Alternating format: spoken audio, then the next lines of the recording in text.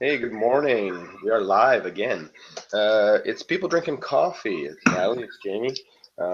Again, the broadcast is brought to you by Slim Roast Coffee, world's number one weight loss coffee. Um, it's a commercial, I guess, right? Anyway, the today is July 20, I don't know, 6, 6th. Okay, so 26. that's what working from home does for you. You don't know what day it is. July 26th, Tuesday, July 26th. Um, what happened today in history, Natalie? Well, in history, uh, Mick Jagger was born in 1943. Yay!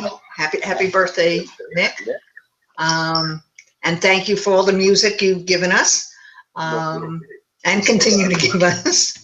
Yeah, still does. And Although, oh, in fact, you know what? In October, there is a big concert happening out here in the Coachella Valley in Southern California.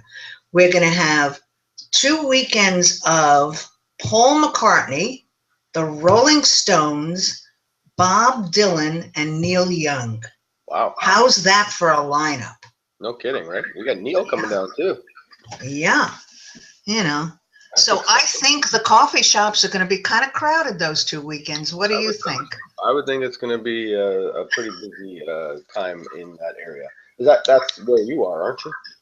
Yes, Yeah. yes, yes, yes, yes, yes, yes. So, Well, it will be. So you're going to attend the shows or no? the tickets are a little out of my budget. We can change it. When did you say they were coming? October. Lots of time. Yeah.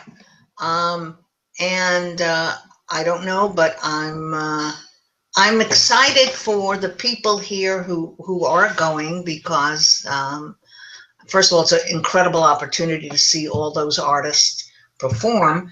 And they're not bunching them together on one night. In other words, they'll do Dylan on one night with whatever the backup performance will be. They'll do McCartney on one night. They'll do the Stones on one night. So it's really going to be uh, just a great opportunity. And um, hey, you know what? For the people who go, they'll enjoy. It'll be a lifetime they won't forget. Oh, for sure. It's one of those things where one of those one of those kinds of events that you just don't want to have to miss if you can get a chance to be there. That's for sure. Exactly. Exactly. So Yeah, anyway, so how you doing today?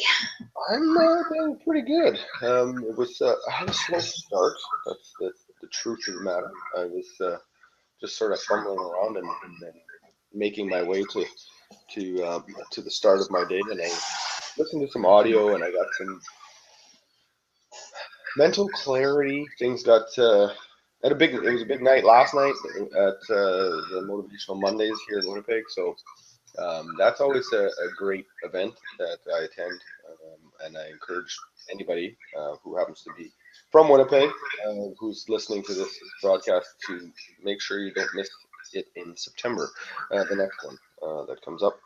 Um, Usually it's every month, but there's 2 or 3 months a year that they don't run. But in summer month, it's probably a good one to get because a lot of people are out of town doing their holiday thing, especially here in Winnipeg, because we only get, I don't know, 10, 15 weekends a year that we can actually enjoy the weather. Well, let's just say that if you're not someone who likes to enjoy the outdoors in the wintertime, which I am, I don't have a problem with winter, but at any rate, um, that is how my day starts. I know your day starts on Tuesdays with some training that you do for a different purpose, but at the same time, it still gets you up and moving, and it started pretty early. Yeah, yeah. What's interesting is when you're working from home, when home is your office or your office is in your home, however you want to phrase it, it is interesting because the normal tendency is, well, I don't have to get up. I don't have to get dressed. I can take my time. I can listen to music. I can deal with all those distractions that we have around us. And I find that because I've made a commitment to do something, that I'm getting up, I'm getting ready, I'm getting dressed, I'm having my coffee, my first of many cups, and I'm getting focused. So not only am I helping people by sharing the information I'm sharing and giving to them, I'm helping myself. So it's for me a very win-win situation, because then I start my day motivated to do something. I would have to agree, and it's a very good point, because I've never been shy to admit that one of the challenges I've faced from that came with me making a decision to work from home um, was the structure of what do I do? Because as much as I've never been very good at having a job, and that's not to say that I wasn't good at whatever job I did. It was more so that mentally it just doesn't compute with the way I need to be functioning. So, but the structure of a job did lend well to my productivity. So the battle has always been, what do I do? And I will agree with you with wholeheartedly, and as much as I can, that when you have those things to do first thing in the morning, it makes a big difference in that day. I know that on Thursdays, when I have a Toastmaster group that I meet with on Thursday mornings at 7 a.m. when we start, and there's another one actually this Thursday, and those days are some of my best days of the week, without question. Not just in overall, or pardon me, not just in productivity, but overall, because I get up, I get going, I get moving, it's all you're getting dressed to face the day, not just to in sweats and a sweater to wander downstairs to sit down at your computer. It's more of I got somewhere to go, someplace, and I think that if we were to impart any kind of lesson or knowledge to the people that are listening, or simply, even if you are working from home, get up with intent. Get up with intent, because it makes a huge difference. I like that phrase, get up with intent. Mm-hmm. I like that. And then of course, take that moment of, okay, what am I doing today? And organize it. Whether you organize it in your head, whether you organize it in a notebook, whether you have a calendar that you keep, plan what you're doing so that you can be productive, because we all benefit from that energy that comes from being productive. I've created a space where I do nothing but the work I'm doing, whatever it is, whatever project it is, whether it's for me personally, whether it's for an online system I'm involved with, or whether it's a committee that I'm on for my local community. I've got a space that is totally dedicated to it, and it makes it just so much easier to accomplish what I set out to accomplish in my given day. And then, of course, there's coffee. Of course, coffee. It does. None of it works without coffee. So, I would have to again. There's so much truth in your end lesson in your comments. Because I know that because I'm basically giving you the yin and the yang here. For me, Yeah. It goes quite the opposite. I try to accomplish 586 things all at one time, and it's not always very successful. But when I do spend time, like if I'm focused on one project in one space of time, that project is always way better than I expect it to be. It ends up being better than I expect it to be. And the ones that I try and do, in conjunction with others, tend to be a little bit frayed on the end. So there's some it's a valuable lesson. I don't know if I had a calendar. I don't know if I have it. If you have to look for it, Jamie, No, it's not in the right place. No, I don't use it. I'm just suggesting that people should. I've tried using it a few times, but I don't know where it is, because it's probably in my office, my other office. But anyway, it's a it's a book, and it has the day broken down by every 15 minutes. And if you can take the time to slot in where you're doing whatever it is you need to do that day, you can make a huge difference in your productivity for sure. Oh, sure. Oh, sure. Um, and you and I were talking before we went live. We were talking um, about things that we might have done as children, and how we uh, either continue it or are motivated by those actions as an adult. And I do remember as a child writing down things, and I used to do little poems and stuff like that, and being very, I was the actress in the family, although I'm not the actress in the family. Never made any money at it. But that does translate into a lot of the things I do as an adult. I do write things down. I do make notes. I do, God, I used to rewrite my notebooks in school if I left something out. Now that's a little, that's a little crazy, but it worked. It worked for me. Right, right. Oh, absolutely. And it lends to the conversation we were having before we went live, which was the experience I had last night at Mondays, which was there was a woman who spoke regarding her story, and the full circle concept of how she experienced a conversation in the mid '90s when she was still in school, at university or like college, and um, with she was wanting to be a lawyer. This is all she ever wanted to be, as far as she was concerned. And my house phone ringing. So we'll just ignore that. It's just the house phone. So. I can't. I don't know if I can mute that thing. So if it rings, it rings. Like, there's not much I can do about it. So anyway, so she's wanted to be a lawyer. It's all she could ever think she wanted to do. And then what happened was she went to this cocktail party for this law firm that her then boyfriend was a part of, already working at, and the oh, that's loud. Can you hear that? Yeah. Mute in a muted tone, but yeah, I hear it. Just it's loud in my ear. Anyway, it's them.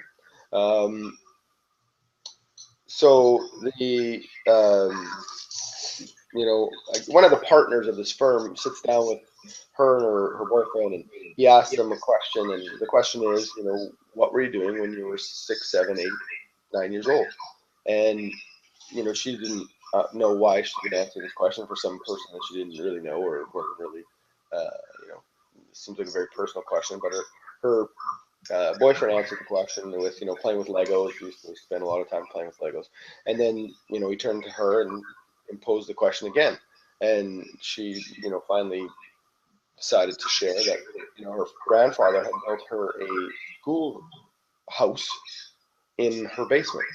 And so she had the chalkboard and the little chairs and the desks and the whatever. And then she had all her stuffed animals set up, and she would teach them. And she got her mom or her grandmother, I can't remember, but in those days you couldn't get teacher supplies unless you were actually a teacher. So it took a lot of work, but her mom or grandmother got her an actual teacher's textbook so that she could teach these stuffed animals. So after the stories were told, he paused and he said, well, he looked right at her and said, well, you're not going to practice law. And then he said, you are going to be a teacher. And then he looked at her boyfriend and said, you're not going to practice law either. You're going to be a builder. And he said, so they both kind of left the party, not really excited, because this person that they respected and revered as someone that was in the field that they wanted to be a part of was telling them that they're not going to be a part of it, and so they were offended and whatever. Life goes forward, and the woman, well, the gentleman ends up being an engineer. They're not together anymore. That's why it was a then boyfriend. But and she is owns I want to say a company, or it's it's almost like a camp or a place where people can go do. I can't think of the word. It's like a retreat, if you will. Okay. For people, they want to find their inner happiness. They want to learn to be happy. They can go there. She's got happiness boot So camp. that's a teaching. That's a Right, teaching. of course. And she ends up being a teacher, right? And so one of the things that she teaches now, and one of the very first questions she asks people when they come to the camp is, what were you doing when you're 6, 7, 8, 9 years old? So she's actually utilizing the very question that spun her out of control, and she's heard it. And it's just an interesting. But then we started to talk about it at our table. We started to talk amongst ourselves, and started to have because the host Stephanie Staples gave us a few minutes to just sort of talk amongst your table. The conversation was very interesting because there were some people that really struggled with what they were doing. I was one of them. I don't really recall. I mean, I'm not sure. And my mom was actually there, and I asked her, and she didn't have an answer either. So that was kind of interesting. You were So probably hiding in your room. yeah. So we got to just chatting about that, and some people struggled with the question, and it wasn't so much that I was struggling, which is why I didn't have an answer. It was more that it I started to hear other people's responses, and it was very clear that, to me anyway, that not everybody understood the question, and that the question wasn't just what were you physically doing. I mean, that's one part of it, because that's the part that leads to the ultimate answer to that question: is what brought you joy when you were 6, 7, 8, 9, at a time in your life when you still believed that you could do anything, before you were molded and formed Right. and brainwashed, if you will, if I can go that far, by society, by your guidance counselor who made you fill out those horrible tests that tells you that you're going to be a carpenter, like, because whatever, everybody went through that stages, and so the school system is designed to sort of put you into a box and say this is what you're going to do, in an effort in their mind that they're helping you. But the real true question that they need to be asking is, what is it that makes you happy? Because that's what you need to go do. Because each one of us is given a gift. We all have them. We've all been given some sort of gift, whether we've tapped into it or not, whether we're running away from it, whether we ignore it, whatever the case is, we've been given a gift. And in order for you to have the highest potential for happiness, you need to pursue that gift, because it will reciprocate happiness back into your life, because you're giving it, the gift, to the world. And when you give that gift, the return on your investment is massive. And that's what the question is. The question is, what were you physically doing? Is what brought you joy at a time in your life when you still thought that you could do whatever you thought you could do. So you would start to play with Lego, or you would start to, like you had told me earlier, you did a lot of dress up. Or this woman talked about her teaching her stuffed animals, and whatever the case might be. But while you're doing it, there's a sense of joy. There's a sense of, I can create anything. And that's the question. And you know what? As adults, if we continue to do the things that bring us happiness, so if you enjoy writing, you write. If you enjoy painting, paint.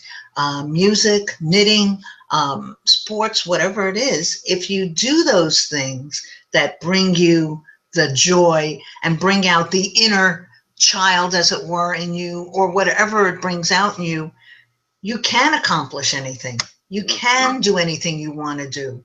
And you'll do it well, because you found the core place inside of you that feels good. And let's face it, we all know, we say it over and over to everybody who we try to share things with. You need to believe in yourself, and you need to take whatever steps or actions you need to take in whatever fields you've chosen to go into, Right. to be better today than you were yesterday, and better tomorrow than you are today. And it was a fascinating exercise to listen to the table go through their own versions of what the question meant to them. And I know, and there was one person who stumbled ever so slightly, and myself being, sort of the student of people and very in tune and connected to the way that people react, body language, facial expression, stuff like that. You could see that there was a struggle and a battle going on. And the time frame that we were referring to, the 6, 7, 8, 9, not everybody has a childhood that they would consider to be, happy or joyful or pleasant or even remotely something you would want to wish on anyone. So, and that's a very real, Oh yeah. a very real reality in the world that we live in. And this person specifically, they may not have had that, and so they had made a comment that that's challenge. This is a challenging question. So then, knowing, well, at least feeling confident that that was the direction that challenge was coming from, I offered my own perspective on it, not having come from a terrible childhood, but just from the concept of no matter how horrible anything is, there's something in everyone's life that brings them just care and joy. Even if the life is 98% terrible in those moments, there's going to be something in that 2% where it just gives you just enough hope that you can get past and through and on the other side. And it's really that little piece of hope that you want to look for when you're thinking back to that 6, 7, 8, 9. If you're someone who has had the struggles and happiness was not abundant, Right.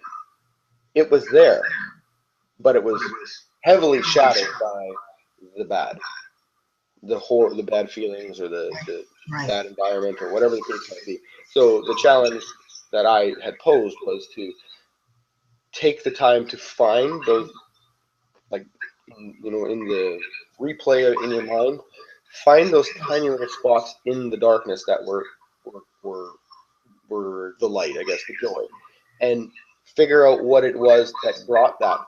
That's going to have been a powerful moment, because when you spend all this time in darkness and all of a sudden there's a little piece of light, it's going to be a powerful piece, but it's just been hidden. So if you can figure out what that is, then that's going to be something that you should also consider to be what you would do as an adult, because it's going to change your course of happiness for the rest of your life once you lock in. Yes. And most days for me right now, it's that morning cup of coffee. That morning cup of coffee is a wonderful thing. Yeah. It does make my morning every time. It does. And how are you doing with your morning cup of coffee? How am I doing with my morning cup of coffee? Like Cinq-Mars coffee? You're using Slim Roast, aren't you? Yeah. Well, I absolutely love it because it's very simple, and I can make it as strong or weak as I like, and then it tastes amazing, so that's always helpful. And then the challenge I have is I only have one. Okay. Right? Then I have to make something else. But I want to have another one of that, and I mean, from a results standpoint, I mean, energy level that I probably haven't experienced in quite some time. And I mean, and I don't mean like buzzed energy. Like, I'm just talking, I feel awake, Okay. I don't feel like I'm at a loss for. Sometimes I think I might be. I'm too awake because, and when I say that, it's because sometimes I think I don't have enough to do that I can fulfill that energy that's required. That's all. I know that's ridiculous because there's plenty. Oh, I'm sure we can get a to-do list going. That's exactly what I'm saying. It's almost before, when I was lazy and not having or feeling lethargic. That's probably the better way to put it. Okay. All right. it was easy to just not do anything. But when you have mental energy, and I don't mean physical energy, I'm talking mental energy, because I think physical energy can be overcome. It's when your mental energy is low that you succumb to all kinds of crazy stuff. But in this case, mental energy being all appear all the time, I'm, I need to fill the day. So I think that helps, and it has had an impact on my weight. I have lost weight, and I have lost inches. There's just That's great. many things there's so many benefits, and it's one cup of coffee. So simple, it's ridiculous, but that's it. That's great. That's great. Well, as far as that energy, I guess the only thing I can suggest to you is find where you put your book, Jamie. I know. Yeah. And fill the pages. Right. I'm curious as to where it is now, actually, because I thought I had it with me in my my laptop bag that I carry around everywhere I go, but I don't think it's in there. So now it's probably in my office, because I've kind of moved my office out into my dining room area, because it's just bigger and more open, and there's more light and windows, and so because my other office is very tiny, so it can get a little. Yes, I noticed there were no hockey pictures on the wall. Yeah, they're all in my office still. I should bring them out here. I'm sure my wife would like that. Anyway. So. All right. Well, we've been chatting for a while, and my coffee is starting to cool down a bit. What do we have planned for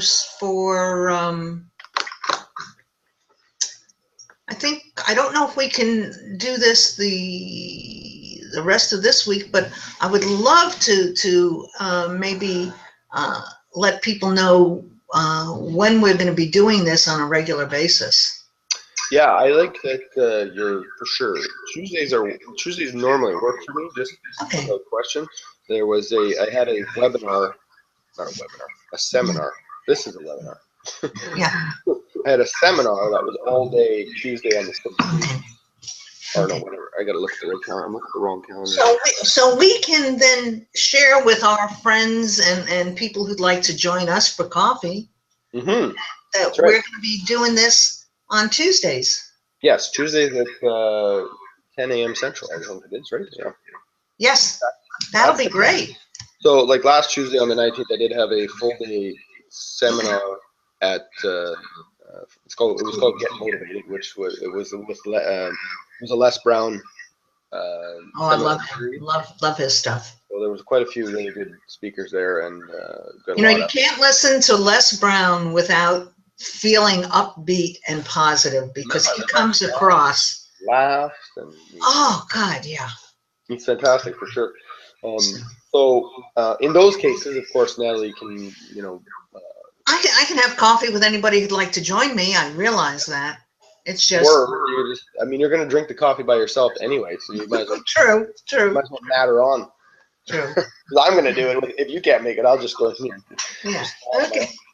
All right. So shall we invite everybody to join us next Tuesday? Without question, and we should also have let people know that they can.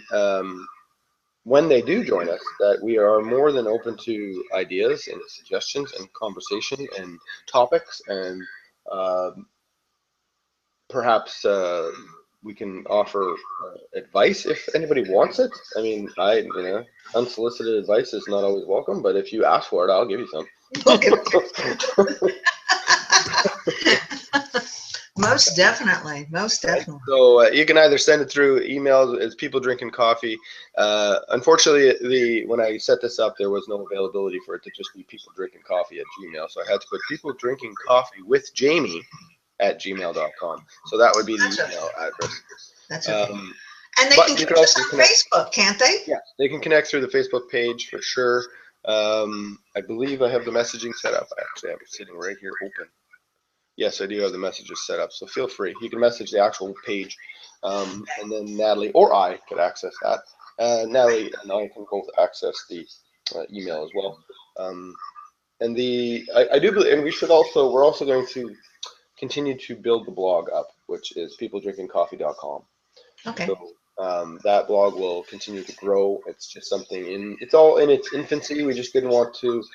Um, One of the things that I think, if you want to take away from just this last part of our conversation, is that you don't have to wait till everything's perfect before you get started. Getting started is the most important piece of your success puzzle. And if you haven't got that done, then it's like if you're actually building a puzzle, and people often build the border first. Right. You don't have to build the border first. Just grab some pieces and put them together. If they work, they work. Start working, and then it'll all come together.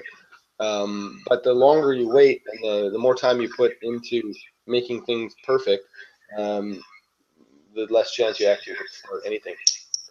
So basically what we're saying, if I can tag on to what you just said, grab your cup of coffee and join us on Tuesday mornings. Perfect. Right? We'll be here. We'd love to talk to anyone and everyone, and we'd love to share ideas. And hey, we might even talk about coffee. Once or twice. I do have another favorite outside of Slim Roast, so. Cheers to you. Okay, bye guys. Have a good day. Have a great day, everyone. Bye.